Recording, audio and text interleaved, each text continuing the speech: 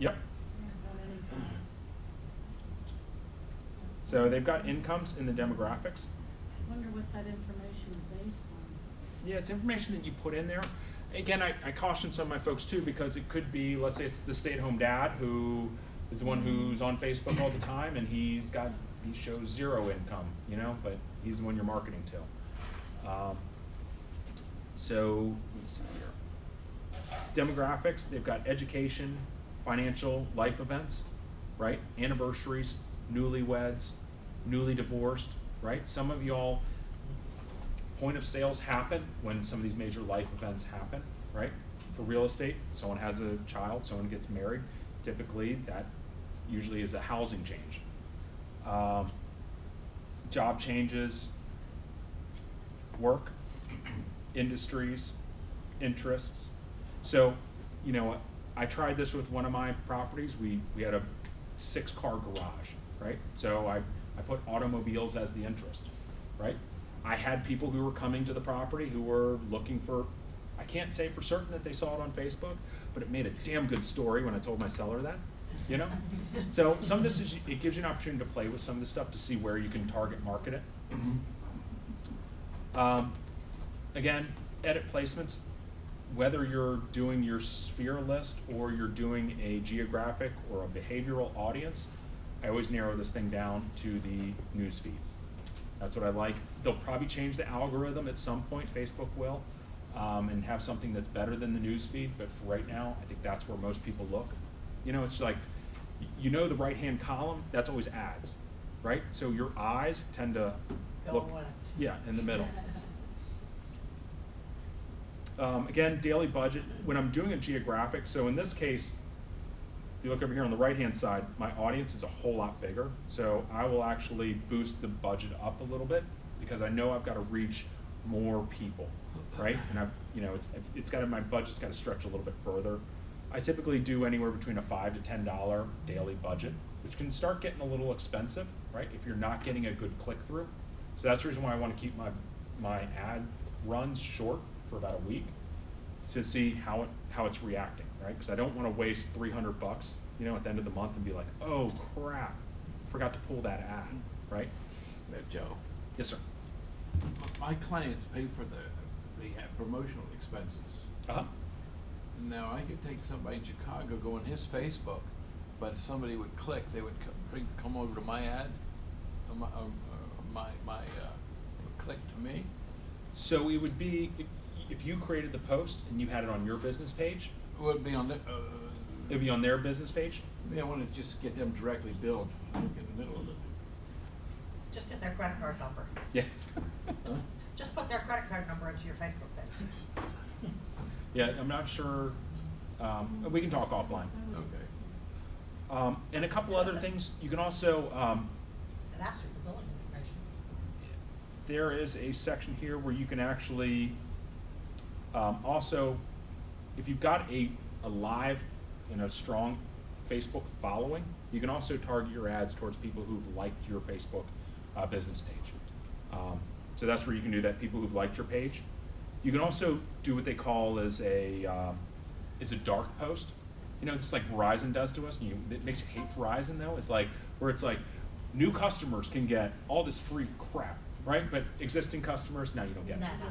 Right, but you get all mad when you see that ad. So on Facebook, you can actually run an ad towards people who don't like your Facebook or who haven't liked your Facebook page. You can tell them, you can give away the store, and your current customers won't see it on Facebook. So you can exclude people who like your page, right? Like, I hate all my current customers, I need new customers. Please, you know, so none of your current customers would see that, you know. I don't recommend doing that, but it's available. If somebody shares. I'm a little skewed with this Yeah. Facebook. I've got a Facebook business page, which I really don't use that much. Then I've got my personal page, and they're somehow interconnected, right? Not really. Not really? Nope. So I can't be using my people on my personal page to be on my target to. So you can put stuff on your personal page, but you can't do any of the ads manager for personal posts. Yep. Yep. It has to be on your business page to be able to put any money towards. And that would be limited then to the people who like your business not your Personal. friends and personal Uh-huh. people who've liked you on the personal page. Oh, my gosh. Okay, well, people Yeah. like your So, business page. so when you're using the Ads Manager, again, this doesn't have to be people who already like your page or friends with you in any way. These could be complete random strangers. This Uh-huh. would be this list of people, right? Don't know you, Right. never used you, have no association with your business. You can basically target them through this Ads Manager, Uh-huh. right? But you can also target that column too, very nicely as well. What's the last one there? OBX? Oh, Olney Brookville Exchange. Oh. It's a listserv in the community. Or Outer Banks. Yeah. That's why I keep thinking of it, my stickers on Yeah. it. Oh, Oh, yeah. yes, has their own I like sticker.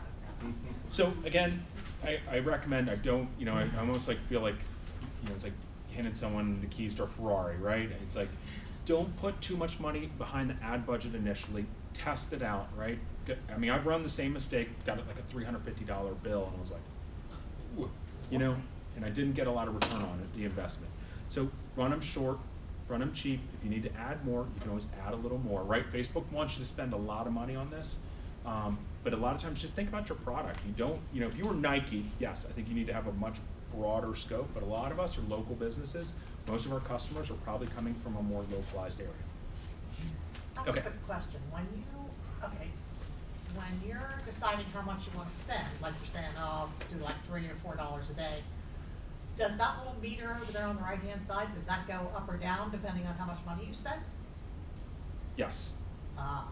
Change So- the amount, let's see where that meter goes. 'Cause that's for an $11 budget. So this will move these meters, your estimated daily results. Okay, I see. Yep, for reach and so how proposing does it.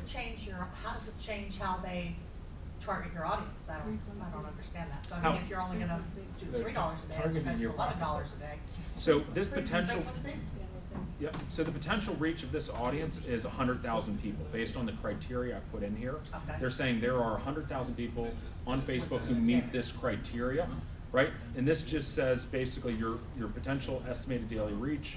I'm running this, Between that, yeah. yep, a $2,100 ad.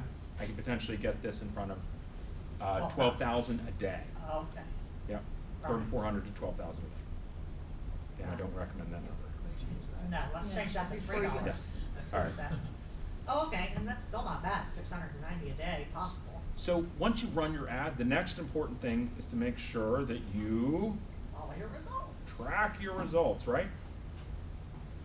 So let's see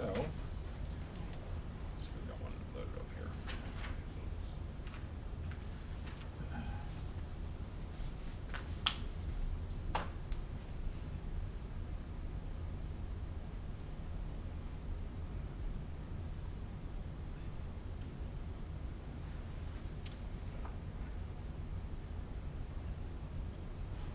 Okay.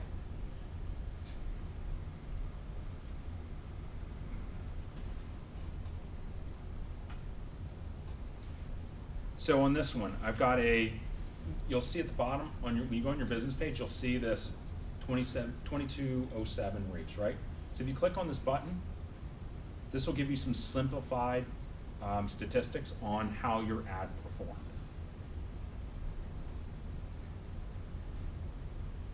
Was that one you did just to your sphere, or is that a geographic? So this one I ran it both to my sphere and to my geo at the same time. Oh, okay, so that's how you. And this is combining the results of that. Okay. And Now, it so when says you it hover reached- over this, It says it reached that many people. Uh-huh. Is that it appeared on their feed? Is that just, Click through, how click- much of an engagement click through. factor is in Right. reach? right, so reach I don't put as much credit into. That's the reason why when in your ads, I want you guys to have a link in there, because what I'm trying to show you in here is it has a statistic that tells you click engagement, because that's where they actually stopped and they've looked for more information. And this is slow loading.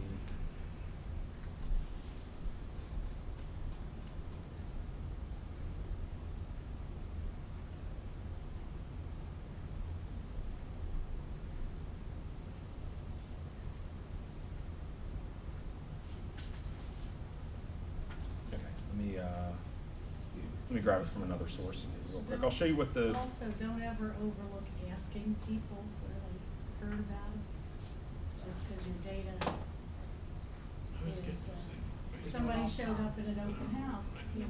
We ask every time we walk through the door. How'd you hear about it? So many now say on the internet.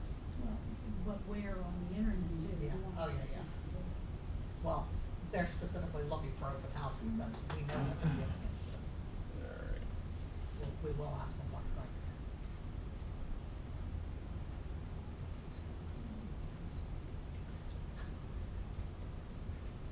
So, I saw your signs. Not many. Come in for the watch. Here, let me I'll show you what one of the, it's not loading very quickly.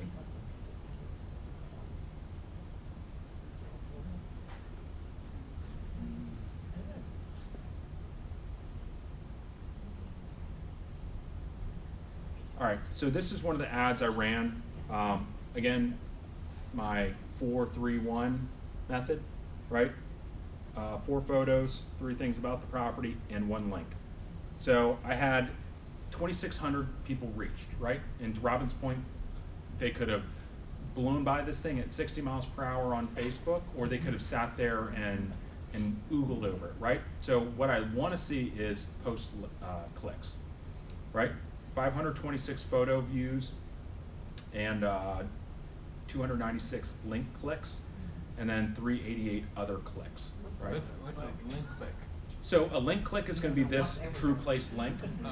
So I had 300 people who actually came onto my my website, right? So that's very encouraging, right? I had 526 people who clicked on the photos, right? So they, out of the 4 photos, they clicked on one, clicked on another one, right?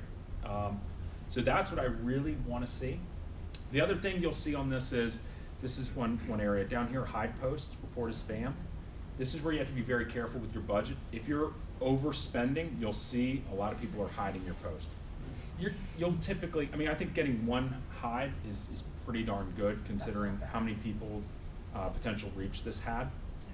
I'm not too upset with that. If you start getting double-digit hide posts, you're pissing people off. So these are statistics.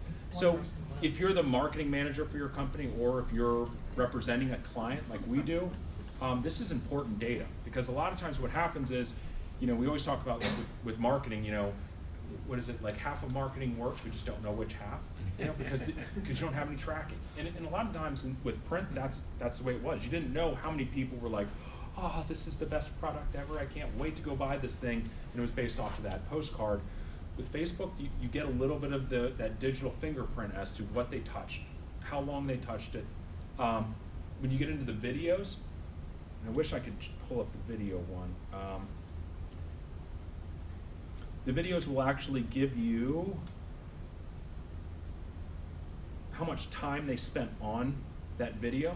So for instance, I had a situation where we ran this thing, and I was able to basically quantify, I think we had like 6 hours worth of video watched on this property.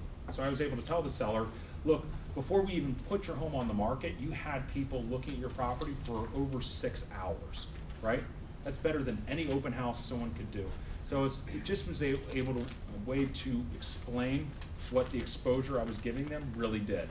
Because that's a lot of times, if you're ever representing a client, they want to make sure that you've done everything you can to, you know, turn over every rock, that you squeezed every bit out of that marketplace to make sure that you got all the buyers or potential clients into the store, into the product.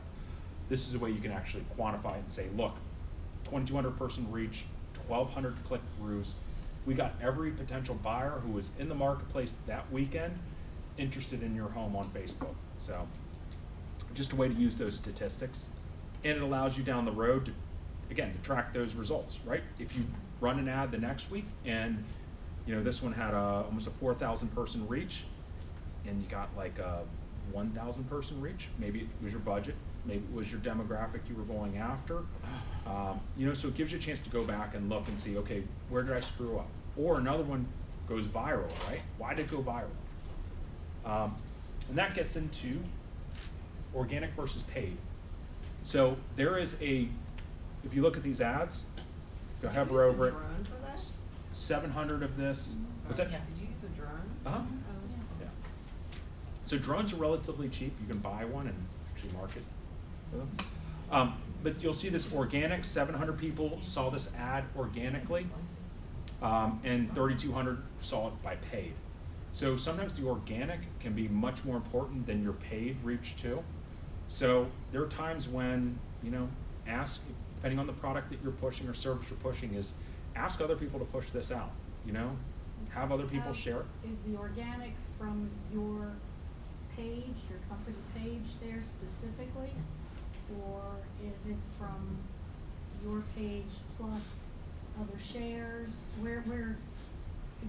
Yep. So organic is going to be anyone who saw it on my page, or if, you're Each one of your agents in here pushed that out shared it. as a share. Yep, That's they good. shared it on theirs, that would be organic. Yep. And, for instance, I always tell my clients, hey, push this out. I'm doing this ad this weekend for the open house. It'd be great if you push this thing out. And those ads get tremendous amount of reach. And the beauty of that is now I'm being exposed to someone else's sphere of influence, right? And that's kind of the beauty in a service industry, is to kind of not just be the Xerox to your past clients, but also to be the Xerox to their friends and family, right? And then potentially their friends and family. I mean, you just get pushed along. If you get a link back, you're Yep. gravy, yeah. Right. All right. And you can also share this on your own personal page, but I say be careful doing that, right? 80% of your personal page should be personal, right? 20% or less should be business. So don't overload your page with business, especially when it comes to sharing. You got to be a little careful with it. And then 7, at the end of the day, like I've done with this, track your results. Know who's looking at it, and see if you should tweak some things, change some things around. All right, any questions? Comments?